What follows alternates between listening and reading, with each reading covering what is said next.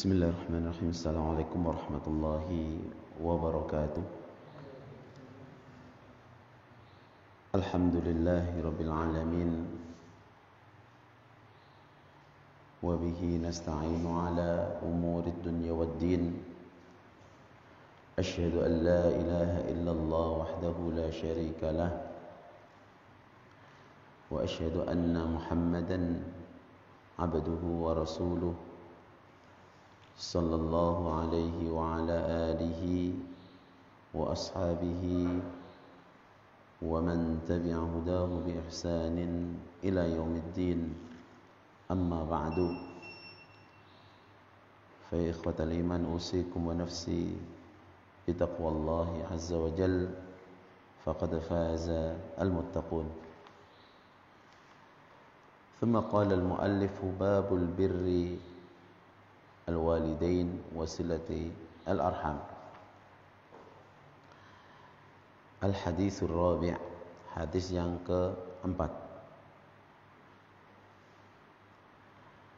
Wa anhu, dan dari Abu Hurairah radhiyallahu anhu, qala qala Rasulullah sallallahu alaihi wasallam. Dari Abu Hurairah radhiyallahu anhu, beliau berkata, Rasulullah sallallahu alaihi wasallam bersabda, Innallaha ta'ala khalaqal khalqa. Sesungguhnya Allah Subhanahu wa taala menciptakan al-khalqa, makhluknya. Hatta idza faragha minhum, sehingga tatkala sempurna penciptaan mereka. Bukan berarti Allah Subhanahu wa taala itu sibuk atau disibukkan.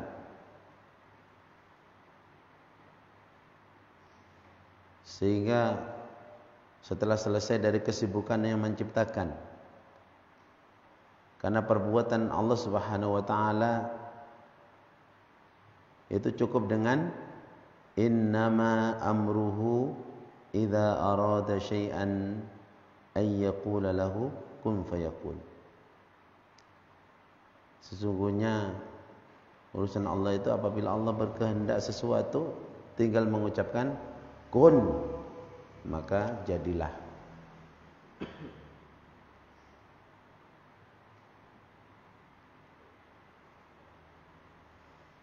Qamatir rahimu faqalat.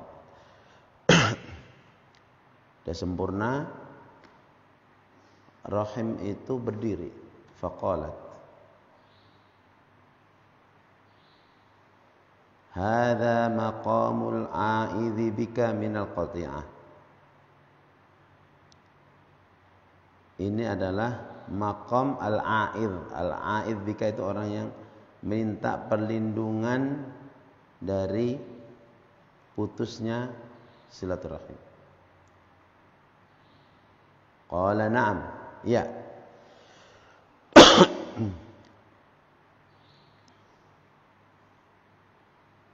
Lalu ditanya, ama tardaina an asila man wasalak? Apakah kamu ridha saya menyambung siapapun yang menyambung kamu? Ama tardaina an asila man wasalaki wa aqta'a man qata'aki, dan aku akan memutus siapapun yang memutus kamu. Ini Ar-Rahim, dialog sama Allah. Qalat, maka Ar-Rahim itu menjawab, bala, tentu, wahai Allah. Qala fadzaliki laki, maka yang demikian itu adalah laki, milikmu. Thumma qala Rasulullah sallallahu alaihi wasallam. Kemudian Rasulullah sallallahu alaihi wasallam bersabda, Iqra'u in syi'tum. Bacalah oleh kalian kalau kalian mau firman Allah, fahal asaitum in tawallaitum an tufsidu fil ard wa tuqatti'u arhamakum ulaika alladhina la'anahumullahu fa asammahum wa a'ma absarahum muttafaqun alaih. Wa fi riwayatin al-Bukhari faqala Allah ta'ala man wasalaki wasaltuhu wa man qata'aki qata'tuhu.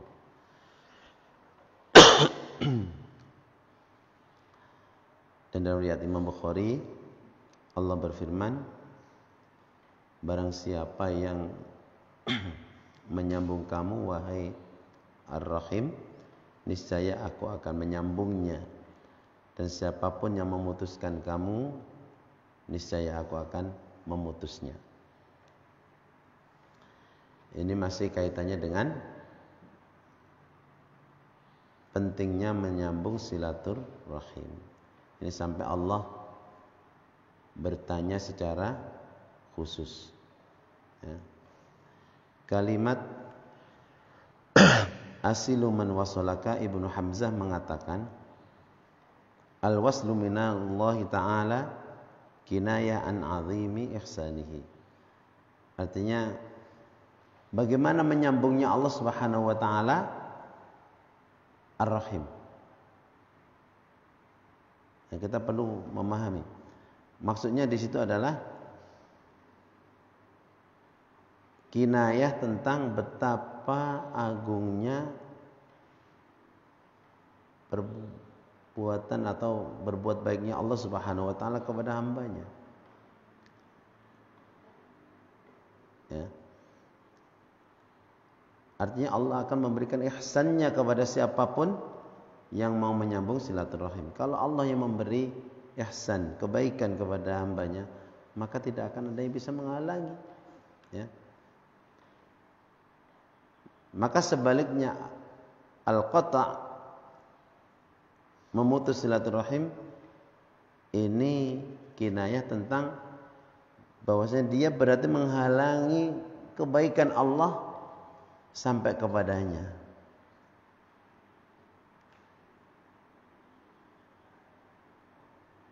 Maka hal ini kalau kita ingin mendapatkan ihsannya Allah Subhanahu wa taala, maka kita wajib menyambung silaturahim. Itu kerabat ya. Kerabat. Siapa kerabat? Kerabat kemarin ya anak paman, anak istri, apa anak bibi, anak saudara laki-laki, anak saudara perempuan. Yang lebih jauh lagi, semuanya itu masuk kerabat. Mereka yang ada hubungan rahim, mereka wajib untuk disambung, jangan sampai malah diputus. Apalagi orang yang lebih dekat lagi, gitu ya. Allah nggak akan memberikan kebaikannya.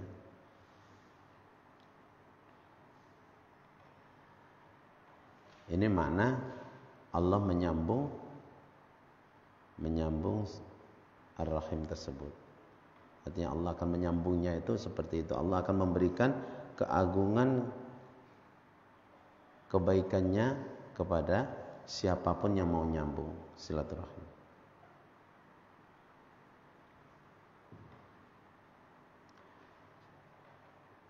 Kemudian di dalam surat Muhammad ayat 22-23 tadi, fahal asaitum in tawallaitum an tufsidu fil ard. Artinya hal yatawaqqa'u minkum, apakah terpikir oleh kalian apa yang akan terjadi kalau kalian berpaling, akan membuat kerusakan di muka bumi ini dan akan memutus tuqatti'u arhamakum, dan akan memutus silaturahim kalian. Jadi tawallaitum di situ berpaling dari Islam, berpaling dari urusan-urusan menyambung silaturahim. Di antara urusan Islam adalah menyambung silaturahim. Kalau tidak mau menyambung silaturahim, maka apa? Mereka itu kalau tidak menyambung silaturahim adalah orang-orang yang Allah laknat.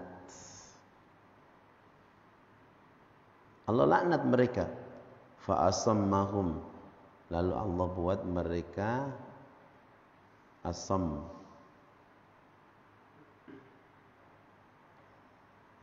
Tuli. Kalau Allah buat tuli gimana?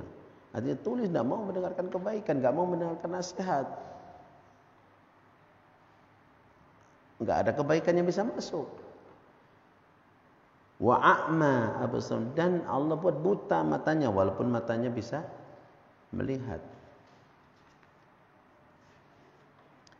Ini orang yang memutus silaturahim. Apalagi kalau lebih dari itu. Ya, rahim sudah dijelaskan kan kemarin. Apalagi kalau yang lebih dekat dari itu. Kita takut kepada Allah Subhanahu wa taala. Jadi dalam hadis ini intinya adalah menjelaskan tentang hurmatu qat'ir arham wal i'radi anhum. Jadi haramnya memutus silaturahim dan berpaling dari mereka dengan tidak melakukan ziarah, saling kunjung, saling membantu, wa husnul asyrah, dan berbuat baik kepada mereka. Jangan ego. Kalau ego berusaha, ya. Kalau hanya menang-menangan kita tidak akan ketemu. Itu yang pertama. Kenapa silaturahim terputus? Itu biasanya karena ada ego.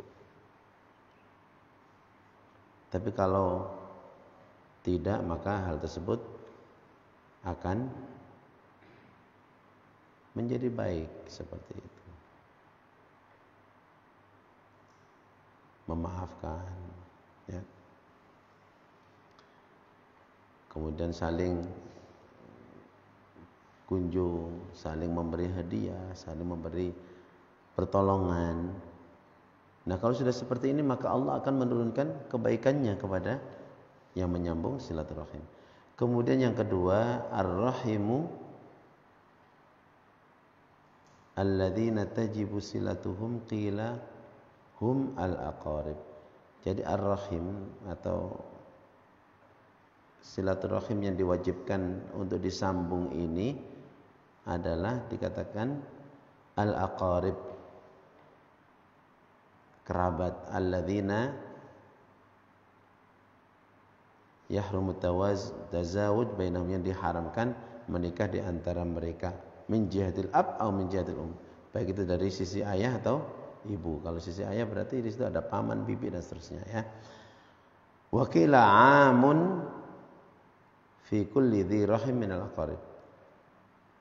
Ada yang mengatakan lebih luas lagi. Kalau yang pertama lebih sempit aja, yang kedua lebih luas lagi, asal masih ada hubungan rahim. Nah, seperti saya sampaikan, ada paman bibi dari ayah, paman bibi dari ibu. Kemudian ada anak-anaknya, ada cucunya, dan seterusnya. Saudara, jelas.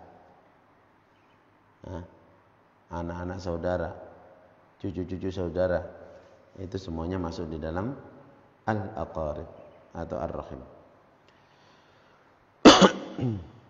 Tambah satu hadis lagi. Wa anhu, dan dari Abu Hurairah radhiyallahu anhu. Qala, beliau menceritakan, jaa rajulun ila Rasulillah sallallahu alaihi wasallam. Ada seorang laki-laki datang kepada Nabi sallallahu alaihi wasallam, kepada Rasulullah sallallahu alaihi wasallam.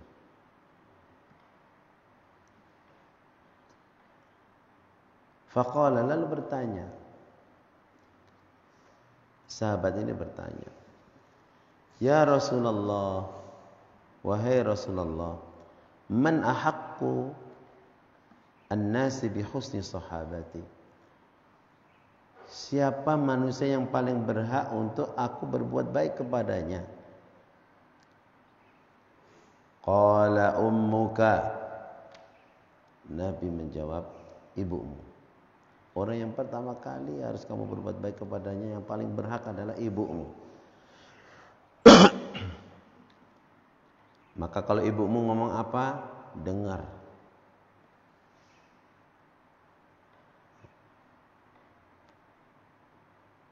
Qala, summa man, kemudian siapa setelah ibu?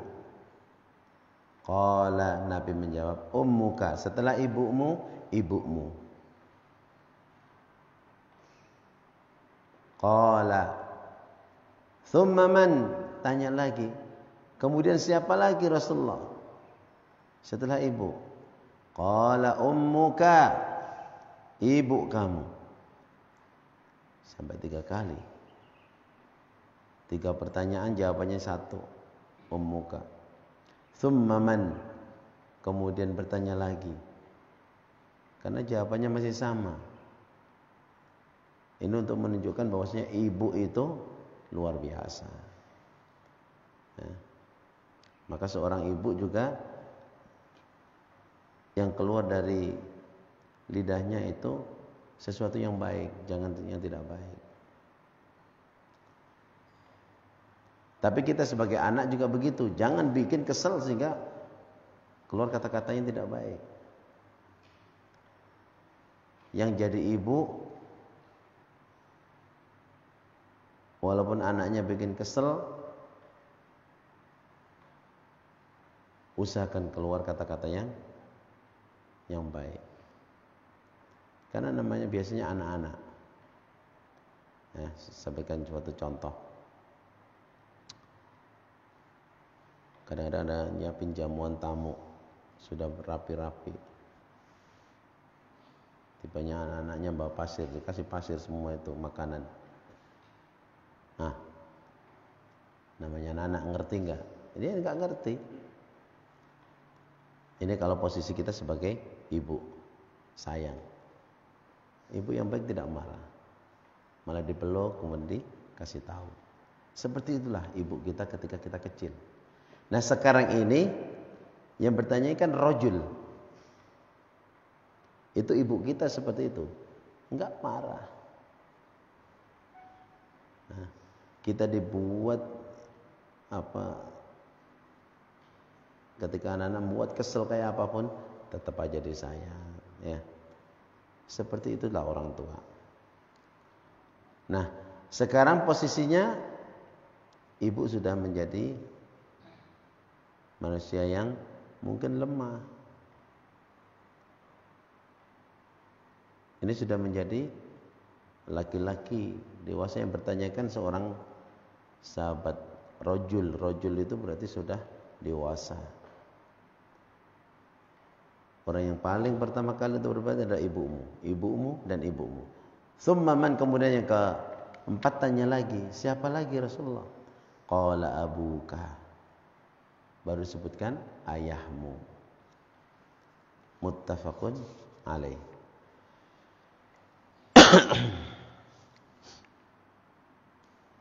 Kalau dalam riwayat lain Rasulullah menyebutkan dari pertanyaan sama, ummuka summa ummuka summa ummuka summa abaka summa adanaka summa adanaka. Jadi ibumu, ibumu, ibumu, kemudian abimu. Baru setelah itu adanaka, adanaka yang lebih dekat dengan kamu, lebih dekat dengan kamu.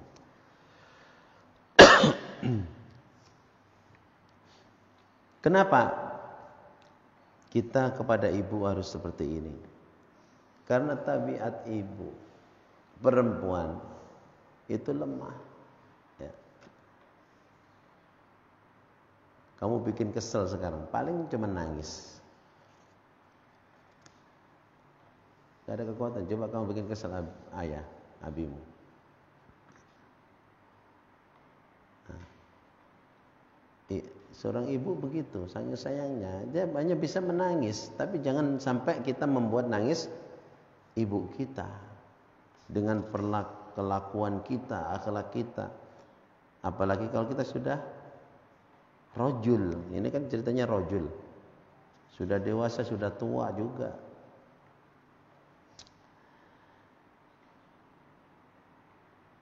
Nah, jadi faham ya kenapa wasiat Nabi kepada ibu itu sampai sedahsyat itu.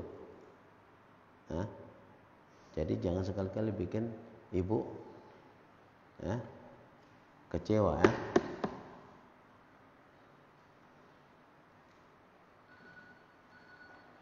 Ini dikatakan untuk ibu itu sampai diulang 3 kali. Kenapa? Li dha'fiha wa hajatiha. Karena lemahnya seorang wanita, seorang ibu dan kebutuhan dia. Maka kalau dibuat senang, ibu itu akan menjadi lebih tegar. Wa anna ikramal qarabah laisa ala darajatin wahidah. Sedangkan memuliakan kerabat itu ya tidak satu derajat. Mana yang paling dekat gitu ya, mana yang paling dekat, mana yang paling dekat. Nah, para fuqaha beristidlal dengan hadis ini bahwasanya seorang laki-laki itu idza wajaba alaihi nafaqatu abihi wa ummihi wa la yamliku illa nafaqata ahadihima quddimatil Jadi para fuqaha itu sampai mengambil istidlal, jadikan sebuah dalil dari hadis ini. Seandainya dia wajib menafkahi ayah dan ibunya. Ayah dan ibunya nggak mampu. Siapa yang wajib menafkahi anaknya? Kalau hanya cukup untuk satu, siapa yang dikasih dulu? Ibunya dikasih dulu. Nafkahnya hari ini cukup hanya 1 orang. Maka ibunya dulu yang dikasih, ayahnya nanti. Seperti itu, ya. Artinya mana yang didahulukan sampai ketika memberi ini ada 2 baju, ada 1 baju, ada uang cukup untuk 1 baju. Kalau diberikan baju perempuan, baju ayahnya enggak cukup. Atau sebaliknya. Maka mana didulukan? Belikan baju untuk ibu. Makanan juga begitu. Ya kalau bisa dua-duanya dibagi alhamdulillah. Tapi kalau nggak bisa, utamakan. Ya. Ibu itu akan senang sekali luar biasa. Dan mudah-mudahan dengan begitu dia akan mendoakan kebaikan untuk kita. Dan kalau kita sebagai suami, berikan penguatan kepada istri kita yang sebagai seorang ibu dari anak-anak yang melahirkan kita. Caranya apa? Ya jadikan anak-anak itu anak-anak yang betul-betul ihtiram kepada kedua orang tuanya, terutama ihtiram kepada ibunya. Jangan sampai dibuat pendidikan yang nggak benar anak itu karena melihat tidak benar dari orang tuanya sehingga dia akhirnya, kan kita banyak mendengar, membaca, akhirnya tidak ada ihtiram kepada kedua orang tua. Kadang-kadang orang tua sendiri yang mengajarkan anak supaya durhaka kepada kedua orang tua. Itu waliyadzubillah. kita harus menjadi orang tua yang baik, ya. Kalau posisi kita sebagai orang tua. Saya kira pagi hari ini saja, ini luar biasa ya. Memang seperti itulah seorang ibu. Maka kita wajib berbakti kepada kedua orang tua. Mudah-mudahan Allah selalu memberikan taufiknya kepada kita agar kita selalu bisa berbakti kepada kedua orang tua kita, membahagiakan mereka. Kalau anak-anakku kemarin semuanya ditanya apa mutu hidupmu? Ingin memberikan kebahagiaan kepada kedua orang tua, ingin memakaikan mahkota di kepalanya di hari kiamat nanti. Masya Allah, sungguh-sungguh ya. Ya Kak, pengen memakaikan mahkota ke Abi Umi? Pengen? Ya, ngapalnya yang lebih serius gitu ya. Siap?